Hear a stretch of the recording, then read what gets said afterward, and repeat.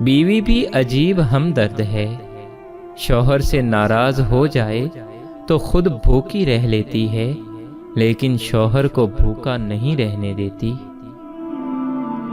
औरत कोई भी हो रिश्तों में मिलावट पसंद नहीं करती। वो जिससे भी प्यार करे उसकी हरकत को हमेशा नज़रों में रखती है, लड़ती है, झगड़ती है, अपने होने का एहसास दिलाती है, मगर शराकत कभी बर्दाश्त नहीं करती। बेहया औरत कितनी ही पर्दा नशीन क्यों न हो, मगर वो मोम की तरह होती है और किसी भी बदकिरदार शख्स के इशारों पे पिघल जाती है। बाहया औरत पत्थर होती है, फिर चाहे कोई शख्स भिखारी बनकर भी आ जाए तो उसकी एक निगाहे अल्तफात भी नहीं पा सकता।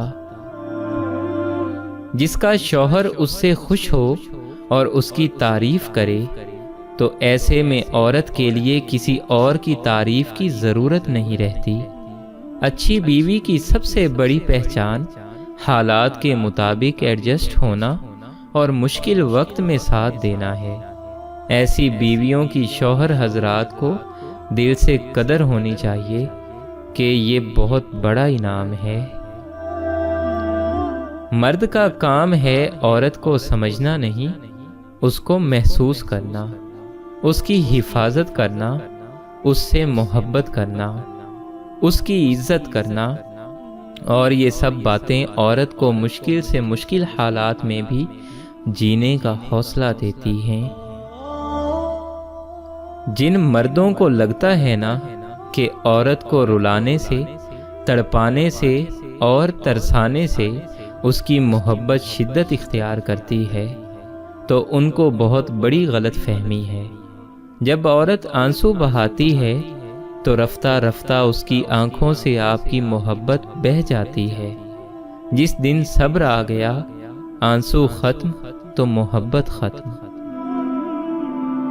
दुनिया की बेशतर लड़कियां 18 साल की उम्र में मर जाती हैं, मगर दफनाई 75 साल की उम्र में जाती हैं।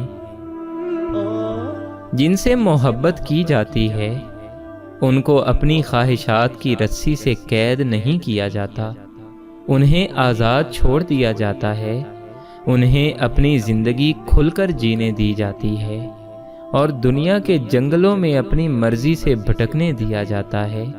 अगर वो लौट के आ जाएं तो हम मोहब्बत में सच्चे थे, और अगर ना आए तो हम सिर्फ बदकिस्मत थे। सब समझते रहे कि औरत माशूक है, सिर्फ शाह को मालूम था कि औरत आशिक है। इसलिए शाह लतीफ़ ने लिखा, औरत इश्क की उस्ताद है।